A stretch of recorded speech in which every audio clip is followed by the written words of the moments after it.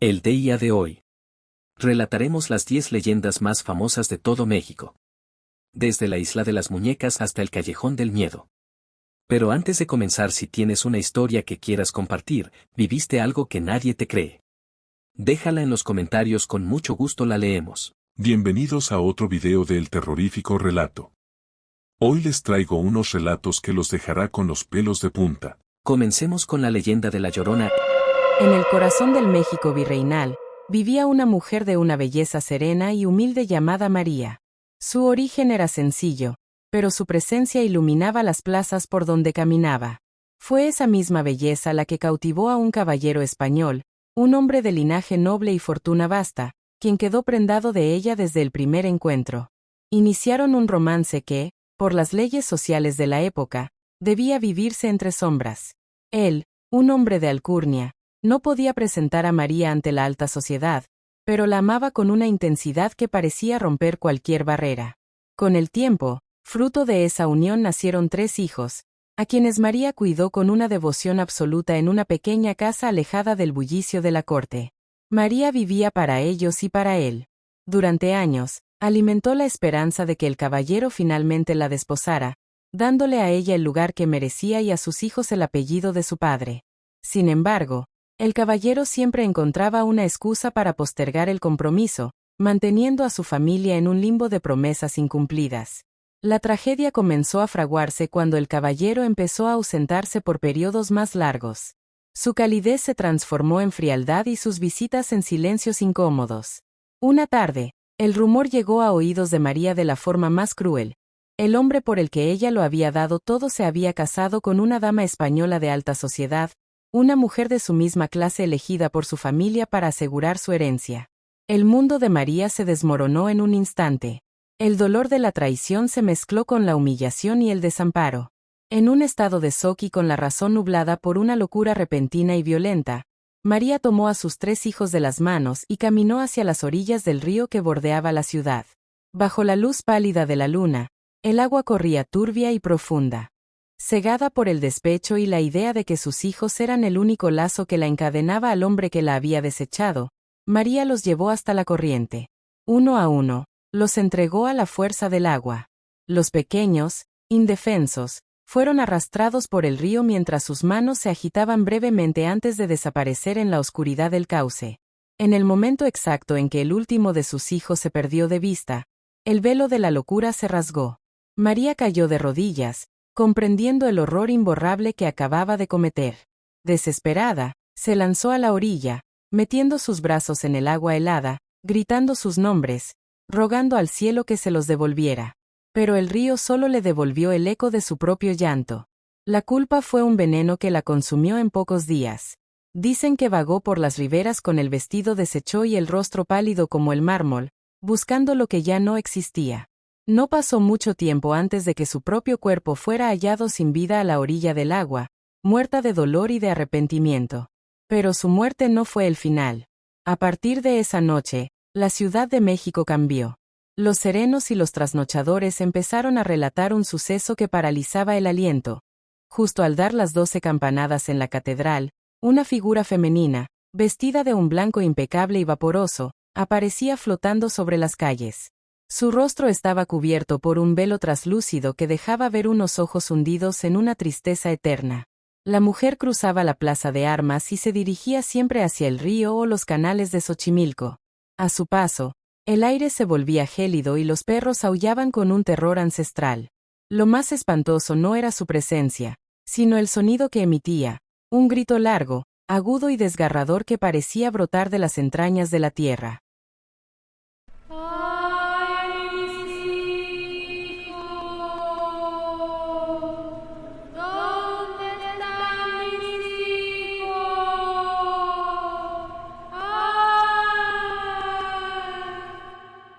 Es un lamento que no ha cesado en siglos. Una condena que la obliga a buscar en cada cuerpo de agua los restos de los pequeños que ella misma condenó. Se dice que su espíritu está atrapado en un ciclo infinito de culpa, y que aquel que tiene la desgracia de escuchar su grito de cerca, siente como el corazón se le detiene, pues es el sonido del arrepentimiento que ni la muerte pudo borrar. Esta es la leyenda del charro negro, una de las figuras más emblemáticas y temidas del folclore mexicano. A diferencia de otros espectros que buscan redención o venganza, el charro es un cobrador, un ente atrapado por su propia ambición que ahora sirve de mensajero para el mismo diablo. La historia comienza con un hombre llamado Adán, un joven de origen humilde pero poseído por una ambición desmedida. Adán era un hombre apuesto, orgulloso y con un gusto refinado por la vestimenta de charro, pero su pobreza le impedía lucir las galas que tanto deseaba. Pasaba sus días lamentando su suerte, trabajando la tierra con resentimiento y soñando con una vida de lujos que el destino parecía negarle. Tras la muerte de sus padres, la miseria de Adán se volvió insoportable. Una noche, consumido por la desesperación y el hambre, invocó a las fuerzas oscuras en un cruce de camino solitario. El diablo, que siempre acecha a los corazones ambiciosos, se le apareció. El trato fue simple, riquezas inagotables, los mejores caballos y los trajes de charro más finos del mundo a cambio de su alma. Adán, sin dudarlo y creyendo que el pago estaba muy lejos en el futuro, aceptó el pacto. A partir de ese momento, la vida de Adán cambió radicalmente. Se rodeó de oro, mujeres y banquetes. Vestía trajes de gala negros con botonaduras de plata pura que brillaban bajo el sol, y montaba caballos de razas envidiables. Sin embargo, con el paso de los años, el placer se transformó en amargura. La soledad lo invadió, pues se dio cuenta de que nadie lo amaba por quien era, sino por su dinero. Cuando la vejez empezó a asomarse y la salud a faltarle, el terror se apoderó de él. Recordó el contrato que había firmado con sangre. En un intento desesperado por engañar a su destino, Adán mandó construir una capilla y se rodeó de cruces, pero el miedo no lo abandonaba. Una noche, montó su mejor caballo, un imponente azabache, y tomó una bolsa con monedas de oro con la intención de huir lejos de su propiedad, esperando que el diablo no lo encontrara. Pero el diablo no olvida. Mientras cabalgaba por un camino oscuro, el aire se volvió gélido y el caballo se encabritó.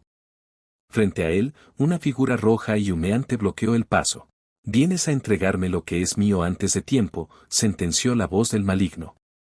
El diablo, indignado por el intento de huida de Adán, decidió cambiar el castigo. No se llevaría su alma al infierno de inmediato para que ardiera, sino que lo condenaría a trabajar para él por toda la eternidad.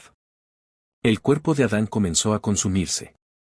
Su piel se pegó a sus huesos hasta convertirse en un esqueleto seco, pero sus ojos permanecieron vivos, brillando como dos brasas ardientes en la oscuridad. Su lujoso traje de charro se volvió negro como la noche más profunda, y su caballo se transformó en una bestia infernal de ojos rojos y cascos que sacaban chispas al chocar con las piedras. Desde entonces, el charro negro recorre los caminos solitarios de México, especialmente durante las noches de luna nueva. Se dice que es un caballero de modales impecables. Se acerca a los viajeros solitarios y entabla conversación con ellos, ofreciéndoles acompañarlos en su trayecto. Si el viajero acepta subir al caballo, el animal galopa a una velocidad sobrenatural hacia el abismo, llevándose al incauto para siempre. Sin embargo, su aparición más temida es cuando ofrece una bolsa llena de monedas de oro. El charro negro busca desesperadamente a alguien que acepte su riqueza para que esa persona tome su lugar y él pueda, finalmente, descansar en paz. Pero nadie ha sido lo suficientemente valiente o insensato para aceptar el dinero, pues saben que el precio es convertirse en el nuevo cobrador de almas del diablo. Hasta el día de hoy, el eco de los cascos del caballo azabache sigue resonando en las zonas rurales, recordando a todos que la ambición tiene un precio que la muerte no siempre puede pagar. En el corazón de los canales de Xochimilco, en la Ciudad de México, existe un lugar donde el tiempo parece haberse detenido bajo la mirada fija de miles de ojos de plástico. Esta es la historia de la Isla de las Muñecas, un rincón de tragedia y superstición. Nació de la mente de un hombre llamado don Julián Santana Barrera. A mediados del siglo XX, don Julián tomó la decisión de abandonar a su familia y retirarse de la sociedad. Buscaba soledad y paz, por lo que se instaló en una chinampa, una pequeña isla artificial, en lo profundo de los canales, lejos de las zonas turísticas. Durante un tiempo, vivió de la tierra, cultivando hortalizas y flores en un aislamiento casi total. Sin embargo, la tranquilidad de don Julián se rompió para siempre una tarde, cuando encontró el cuerpo de una joven que se había ahogado en el canal, justo a orillas de su propiedad. A pesar de sus esfuerzos por reanimarla, no pudo hacer nada. La joven murió en sus manos. A partir de ese momento, la paz de la isla desapareció. Don Julián comenzó a asegurar que el espíritu de la muchacha no había abandonado el lugar, decía que escuchaba pasos, lamentos y susurros que emergían del agua durante las noches. El miedo se apoderó de él. Poco después de la tragedia, vio una muñeca vieja flotando en la corriente, cerca del lugar donde la joven había perecido. Convencido de que era una señal o un juguete que pertenecía a la fallecida, la recogió y la colgó de un árbol. Su intención era simple, ofrecerle un tributo al espíritu para calmar su pena y protegerse de su presencia. Pero una muñeca no fue suficiente. Don Julián se obsesionó con la idea de que la joven seguía atormentada. Comenzó a recolectar cada muñeca que encontraba en los canales o en la basura.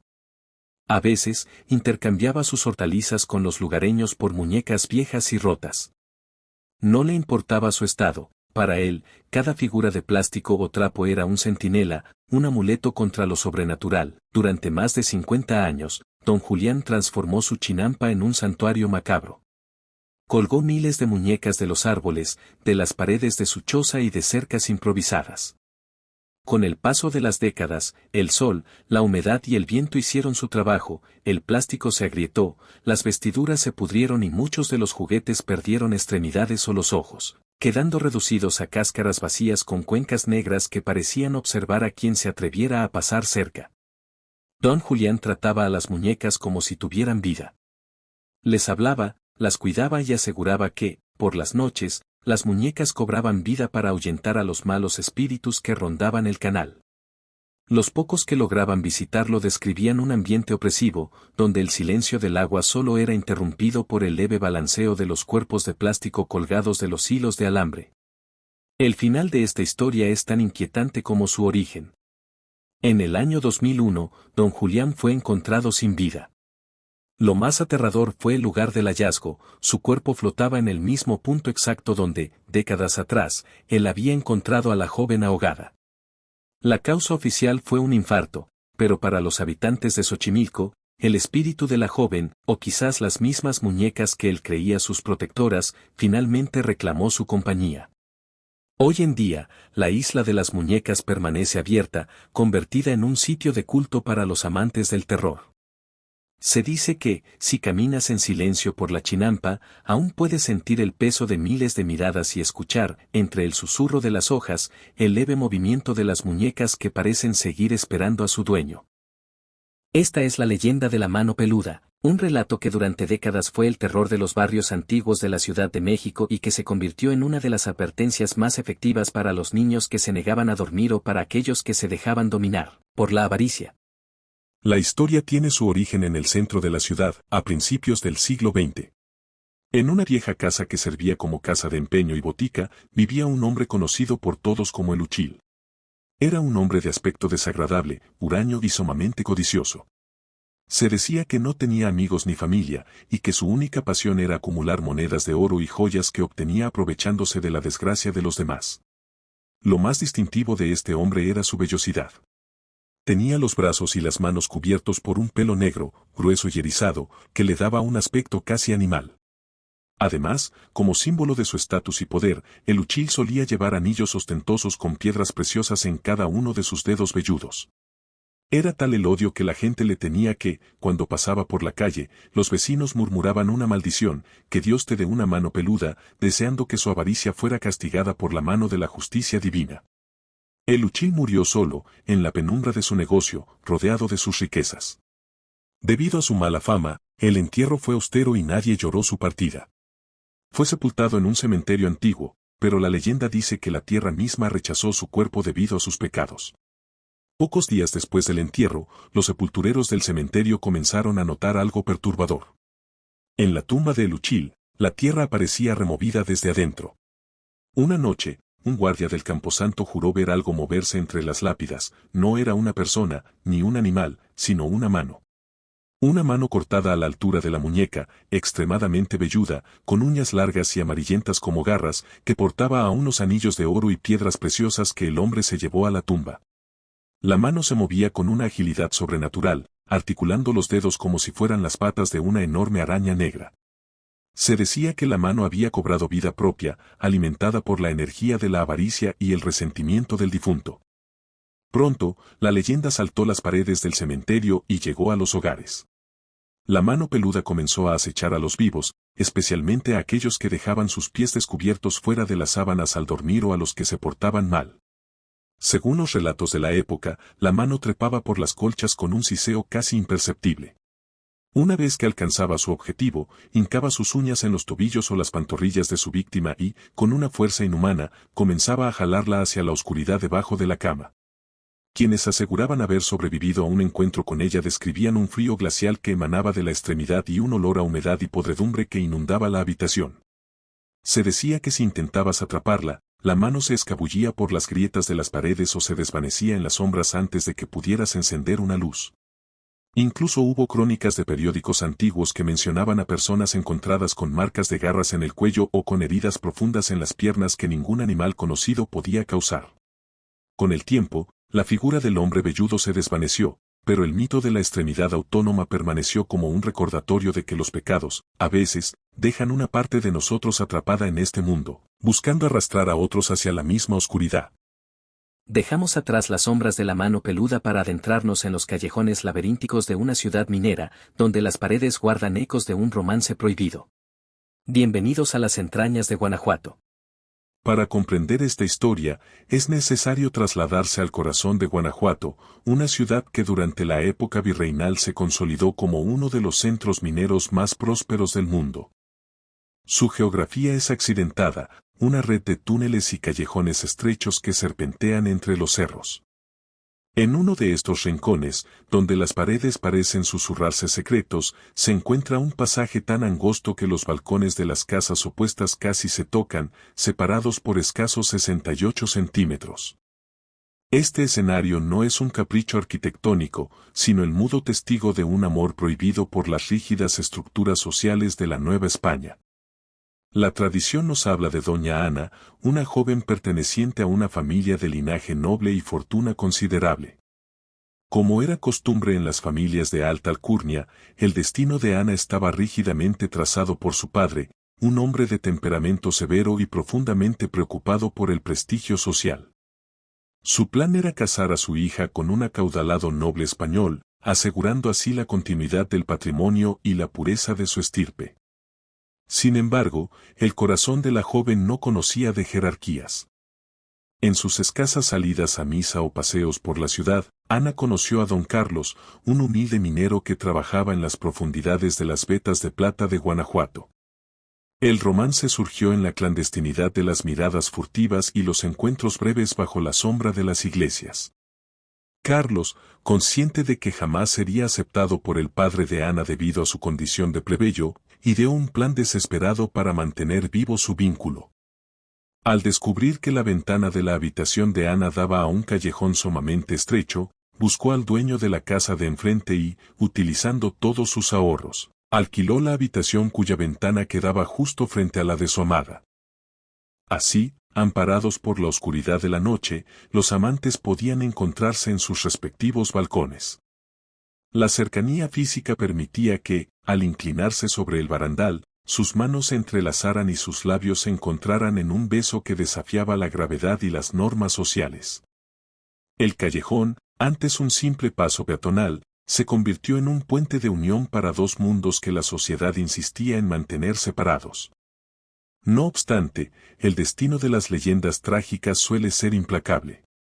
El padre de Ana, sospechando de las actividades nocturnas de su hija, entró violentamente en la habitación justo en el momento en que los jóvenes se entregaban a su muestra de afecto desde los balcones. Poseído por una rabia ciega al ver su honor mancillado por un hombre de baja clase, el padre no midió consecuencias. En lugar de enfrentar al intruso, arremetió contra su propia hija. La versión más antigua de la leyenda sostiene que el padre hundió una daga en el pecho de doña Ana mientras don Carlos, aún sosteniendo la mano de su amada desde el balcón de enfrente, sentía como la vida de la joven se desvanecía y su mano se tornaba fría. Carlos, hundido en la desesperación, se dice que terminó con su propia vida tiempo después en la mina de la Valenciana, incapaz de soportar el vacío de la pérdida.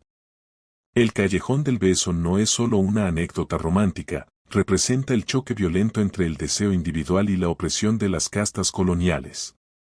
El simbolismo del tercer escalón, donde se dice que ocurrió la tragedia, permanece como un recordatorio de que la intolerancia puede destruir la belleza, pero no la memoria. Hoy en día, la explicación sobrenatural se ha transformado en un ritual de buena fortuna. Se cree que las parejas que visitan el lugar deben besarse en el tercer escalón del estrecho pasaje para asegurar 7 años de felicidad. De lo contrario, la sombra de la tragedia que separó a Ana y Carlos recaerá sobre ellos. Sigamos con este recorrido por las sombras del pasado de México. A continuación, nos adentramos en las brumas del puerto de Veracruz y las montañas de Córdoba para conocer uno de los relatos más fascinantes de la época colonial. Prepárense para conocer la historia de una mujer que desafió las leyes de los hombres y las cadenas de la realidad. Para comprender esta leyenda, debemos trasladarnos al siglo XVII, a la Nueva España, específicamente a la villa de Córdoba, en el actual estado de Veracruz. En aquel entonces, Córdoba era un asentamiento estratégico entre el puerto y la capital, rodeado de una vegetación selvática, húmeda y asfixiante, donde la fe católica convivía con las supersticiones y el miedo a lo desconocido. En este contexto de rigidez social y vigilancia religiosa, surge la figura de una mujer cuyo nombre se perdió en el tiempo, siendo recordada simplemente como la mulata. Se decía que esta mujer era dueña de una belleza que no se marchitaba con el paso de los años. Los relatos de la época la describen como una joven de piel canela, ojos magnéticos y un conocimiento profundo sobre las artes de la sanación. Poseía un dominio extraordinario de la herbolaria y las pócimas, lo que la convirtió en una figura indispensable pero temida. Los enfermos acudían a ella cuando los médicos oficiales se rendían, y aunque sus curaciones eran efectivas, el pueblo murmuraba que sus dones no provenían de la gracia divina, sino de un pacto con fuerzas oscuras. La atmósfera de la leyenda se vuelve densa cuando el deseo humano interviene. Don Martín de Ocaña, quien fungía como alcalde mayor de Córdoba, quedó prendado de su hermosura. El funcionario intentó conquistarla con riquezas y promesas de poder, pero la mulata, celosa de su libertad, lo rechazó con firmeza. Este desprecio hirió el orgullo del alcalde, quien, despechado y temeroso de la influencia que ella ejercía sobre la gente, decidió utilizar la herramienta más poderosa de la época, el Tribunal del Santo Oficio de la Inquisición. Fue acusada de brujería, de invocar al maligno y de tener el poder de estar en 2 lugares a la vez. El rumor popular, alimentado por la envidia de las mujeres locales y el miedo de los hombres, aseguraba que la mulata podía volar sobre los tejados y que realizaba aquelarres en las montañas. Fue arrestada y trasladada a la fortaleza de San Juan de Ulúa, una prisión inexpugnable construida sobre un arrecife frente a las costas de Veracruz, donde las celdas eran húmedas, oscuras y el sonido del mar golpeando los muros recordaba constantemente la imposibilidad de escapar. Durante su cautiverio, la mulata mantuvo una calma que desconcertaba a sus carceleros. Se cuenta que solicitó un trozo de carbón para dibujar en las paredes de su calabozo. Con una precisión asombrosa, comenzó a trazar las líneas de un barco, un galeón con las velas desplegadas, tan detallado que parecía que podía zarpar del muro de piedra en cualquier momento. Un día, poco antes de ser llevada a la hoguera, el guardia entró en la celda y quedó hipnotizado por la obra. La mujer, con una sonrisa enigmática, le preguntó al carcelero, ¿qué le falta a este barco? El hombre, confundido, respondió, solo le falta andar. En ese instante, ante los ojos incrédulos del guardia, la mulata saltó al dibujo, el galeón comenzó a moverse sobre la pared de piedra y se alejó por una de las esquinas del calabozo hasta desaparecer por completo, dejando solo el rastro del carbón y una celda vacía. Esta leyenda busca transmitir un simbolismo profundo sobre la libertad del espíritu humano frente a la opresión institucional. En una época donde el juicio social y el dogma religioso podían condenar a cualquiera que fuera diferente o independiente, la figura de la mulata representa la resistencia de lo místico y lo ancestral. Es, al mismo tiempo, una crítica a la corrupción de la autoridad, representada por el alcalde despechado, y una exaltación del poder de la imaginación y la fe personal sobre las cadenas físicas. Hasta el día de hoy, en el puerto de Veracruz, se dice que en las noches de tormenta, si se mira con atención hacia la vieja fortaleza, aún puede verse la silueta de un galeón navegando contra el viento, tripulado por una mujer que nunca aceptó ser prisionera. Viajemos a Chihuahua para conocer el enigma de la novia que nunca llegó al altar. En el corazón de la ciudad de Chihuahua, donde el clima extremo de la meseta norteña marca el carácter de su gente, se erige un edificio que ha sido testigo de casi un siglo de susurros. El 25 de marzo de 1930, los habitantes que caminaban frente a la tienda de vestidos de novia llamada La Popular se detuvieron en seco ante la vitrina principal. Allí, un nuevo maniquí acababa de ser instalado, pero no se parecía a nada que hubieran visto antes. Su realismo era tal que la ciudad entera quedó sumida en un asombro que pronto se transformó en sospecha. Aquel maniquí, traído supuestamente desde Francia por la dueña del establecimiento, la señora Pascuala Esparza de Perales, poseía detalles anatómicos imposibles para la época. Sus ojos de cristal tenían un brillo acuoso y una mirada profunda que parecía seguir a los transeúntes, sus pestañas eran de cabello natural insertado con precisión, y en sus manos se podían apreciar las huellas dactilares, cutículas desgastadas y pequeñas venas verdosas que recorrían sus muñecas.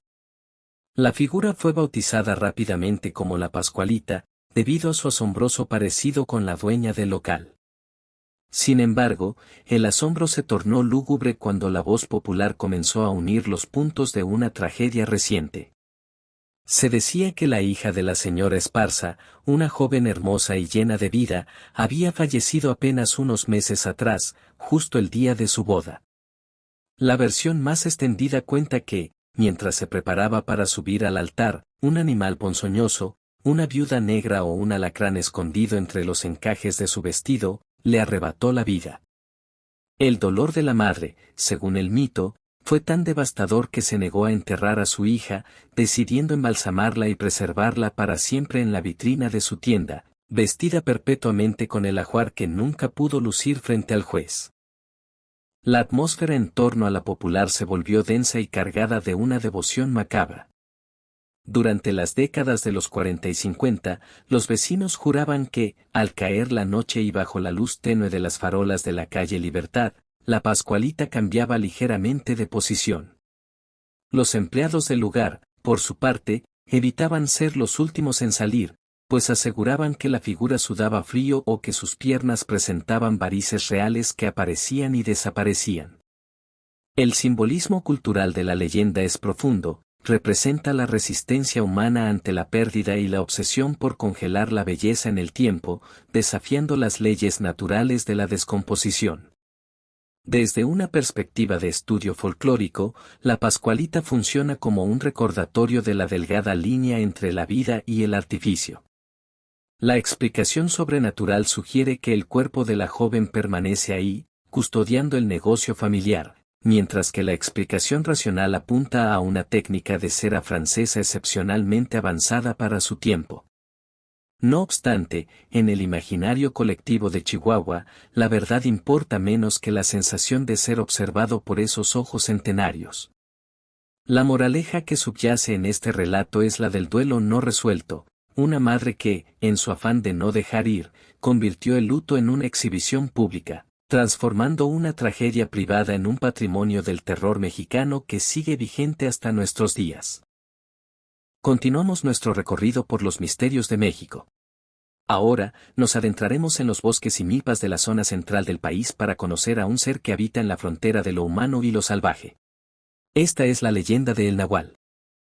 El concepto del nahualismo hunde sus raíces en la cosmovisión mesoamericana, particularmente en las regiones del Altiplano Central y el área maya. En la época prehispánica, se creía que cada ser humano nacía vinculado espiritualmente a un animal que lo protegía y guiaba, una entidad conocida como tonal. Sin embargo, el nahual es una figura distinta y más compleja, es el nahualli, el sabio o hechicero que posee el conocimiento arcano necesario para desprenderse de su forma humana y adoptar la apariencia de una bestia. Geográficamente, esta creencia ha persistido con fuerza en estados como Tlaxcala, Veracruz, Oaxaca y el Estado de México, donde el relieve montañoso y la espesura de la vegetación nocturna brindan el escenario perfecto para lo inexplicable. El suceso central de esta leyenda no es un evento único, sino un patrón de encuentros documentados en crónicas coloniales y relatos de tradición oral que se han mantenido intactos por siglos. En las noches de luna nueva, bajo el manto de un silencio que solo es interrumpido por el crujir de la hojarasca, el nahual lleva a cabo su transformación. Según las descripciones tradicionales, este proceso implica un ritual de desprendimiento. El hechicero debe realizar una serie de invocaciones y, en versiones más oscuras, debe desprenderse de una parte de su cuerpo o dar 7 vueltas sobre su propio eje tras haber saltado sobre un fuego ritual. La atmósfera de estos relatos es de una tensión absoluta. Los testigos suelen describir el avistamiento de animales que no se comportan de manera natural, un perro negro de tamaño descomunal que observa con ojos de inteligencia humana, un cerdo que camina con paso firme y deliberado por senderos solitarios, o un ave de rapiña que permanece inmóvil sobre una rama, vigilando las entradas de las casas. El detalle que confirma la presencia de un nahual es la falta de sonidos instintivos. El animal nahual no ladra, no gruñe, solo observa. En los registros tradicionales, el clímax ocurre cuando alguien, movido por el miedo o la defensa propia, logra herir a la criatura. Según la ley de correspondencia que rige esta creencia, al amanecer, el sospechoso de nahualismo en el pueblo aparecerá con una herida idéntica en la misma parte del cuerpo donde el animal fue lastimado. Desde una perspectiva de estudio del folclore, el nahual representa la dualidad humana y la persistencia de los lazos con la naturaleza y el mundo espiritual que la conquista no pudo borrar. Simboliza el poder del conocimiento oculto y el temor a lo que ocurre en las sombras, lejos de la vigilancia de la sociedad civilizada.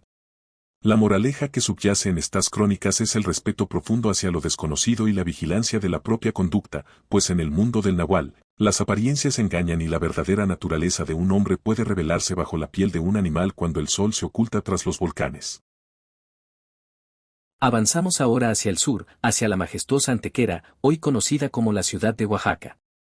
En sus calles de cantera verde, donde el aroma a incienso y tierra mojada se mezcla con el aire de la montaña, yace una historia que nos recuerda que el deber, a veces, tiene una persistencia que trasciende la propia vida. Permítanme narrarles el misterio del Callejón del Muerto. Avanzamos ahora hacia el sur, hacia la majestuosa Antequera, hoy conocida como la ciudad de Oaxaca. En sus calles de cantera verde, donde el aroma a incienso y tierra mojada se mezcla con el aire de la montaña, yace una historia que nos recuerda que el deber, a veces, tiene una persistencia que trasciende la propia vida. Permítanme narrarles el misterio del Callejón del Muerto. Esta leyenda se sitúa en el antiguo barrio de los 7 Príncipes, en una época donde la ciudad de Oaxaca no conocía la electricidad. En aquel entonces, la seguridad de las familias y la tenue visibilidad de las noches dependían de los serenos, hombres encargados de vigilar las calles y mantener encendidos los faroles de aceite que colgaban en las esquinas de los muros de piedra. El escenario geográfico exacto es un callejón estrecho y sombrío que hoy conecta las calles de Morelos y Matamoros, un lugar que en la época virreinal y decimonónica era el límite entre la civilización del centro y la oscuridad de la periferia. El protagonista de este relato era un hombre de oficio sereno, cuya identidad la tradición oral ha preservado bajo el nombre de Juan de Dios. Su labor era metódica y solitaria, recorría el barrio con una escalera al hombro, una alcuzas de aceite y una pequeña mecha para dar luz a la penumbra. Sereno no era solo un oficio, era un símbolo de orden en una ciudad que, al caer el sol, se volvía dominio de lo desconocido. Una noche de neblina densa, mientras Juan de Dios cumplía con su ronda habitual en el Callejón de los 7 Príncipes, fue sorprendido por la violencia. La versión histórica más fiel narra que un desconocido, oculto entre las sombras de un portal, lo atacó por la espalda. No hubo testigos, solo el eco de una lucha breve y el sonido metálico de la escalera cayendo contra el suelo de piedra. Juan de Dios fue apuñalado en el corazón. La vida se le escapó en aquel callejón, dejando su cuerpo inerte junto a la lámpara que no llegó a encender. Lo que sigue al suceso trágico es donde el folclore oaxaqueño adquiere su profundidad simbólica. Según los habitantes de la época, poco después del crimen, los vecinos comenzaron a notar algo inusual.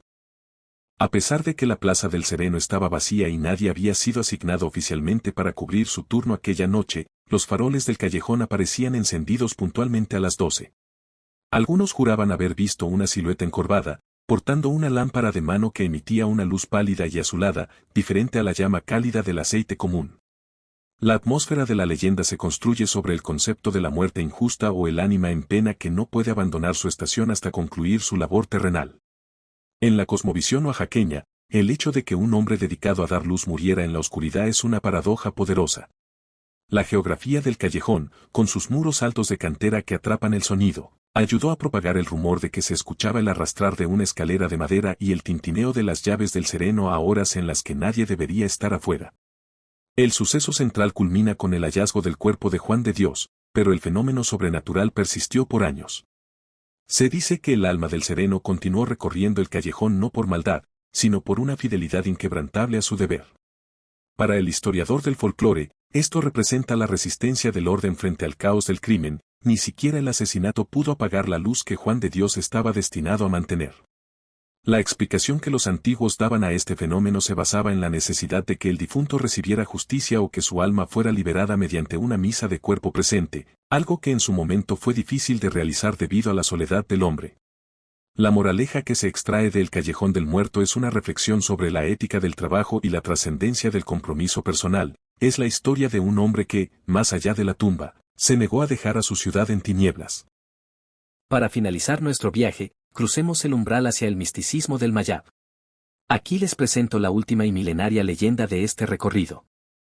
En las tierras bajas del sureste mexicano, donde la selva de la península de Yucatán se extiende como un manto verde impenetrable y el suelo de piedra caliza esconde ríos subterráneos de aguas sagradas, habita una creencia que ha sobrevivido al colapso de imperios y a la llegada de nuevas eras. No se trata de fantasmas en el sentido occidental, sino de seres elementales, guardianes de la selva y la milpa, los aluxes. Su origen geográfico es el corazón de la civilización maya. Para comprender su existencia, debemos observar la geografía del Mayab, un territorio donde la humedad es pesada, el calor es constante y los cenotes son considerados portales al inframundo. En este contexto, el alux no es un ser que nace de forma natural, sino que es una extensión de la voluntad humana entrelazada con la magia de la tierra. Tradicionalmente, la creación de un alux era un rito sagrado realizado por los Echman, chamanes o sabios mayas. El proceso exigía una conexión profunda con los elementos. Se moldeaba una figura pequeña, de no más de 2 palmos de altura, utilizando barro extraído de lo más profundo de las cuevas, donde la tierra aún no ha sido tocada por la luz del sol.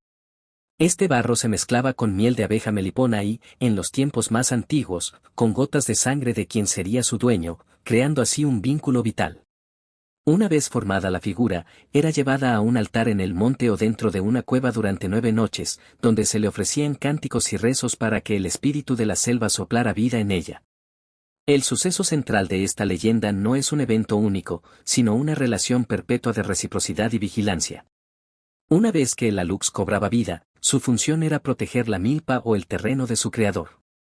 Durante 7 años, el pequeño ser cuidaba las cosechas de los animales, de los ladrones y de las tormentas. Se dice que son invisibles al ojo humano, pero pueden materializarse a voluntad, vistiendo ropajes tradicionales mayas, con alpargatas y sombreros de paja. Sin embargo, esta protección tiene un precio, la atención constante. El campesino debe construirle una casa pequeña en su terreno y ofrecerle jícaras con pozol, bebida de maíz, tabaco y comida. Mientras se mantenga el respeto y la ofrenda, el alux será el aliado más fiel, haciendo que las lluvias favorezcan la tierra y alejando las plagas. Pero, si el hombre olvida su promesa, si falta al respeto a la selva o si entra en un terreno ajeno sin pedir permiso a los dueños del monte, el alux desata su naturaleza traviesa y punitiva. Arrojan piedras, esconden herramientas, imitan sonidos de animales para perder a los viajeros o provocan el mal aire, una fiebre que debilita el cuerpo y el espíritu. Al cumplirse los 7 años de servicio, la tradición dicta una advertencia final y crucial. El dueño debe sellar la entrada de la pequeña casa del alux con piedras y lodo, dejando al ser encerrado para siempre. Si no se hace así, el alux se vuelve salvaje y agresivo, dejando de obedecer a los hombres para convertirse en un ente errante que protege la selva con una violencia impredecible. La moraleja de los aluxes trasciende el miedo, es una explicación sobrenatural a la necesidad de mantener el equilibrio entre el ser humano y la naturaleza. Transmite la idea de que la tierra no nos pertenece, sino que estamos bajo el cuidado de fuerzas antiguas que exigen respeto. El simbolismo del alux es el de la tierra misma, generosa si se le cuida, pero implacable si se le ignora o se le violenta.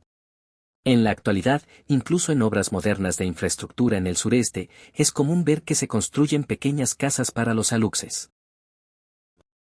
Nos veremos en otro video donde les dejaremos los pelos de punta.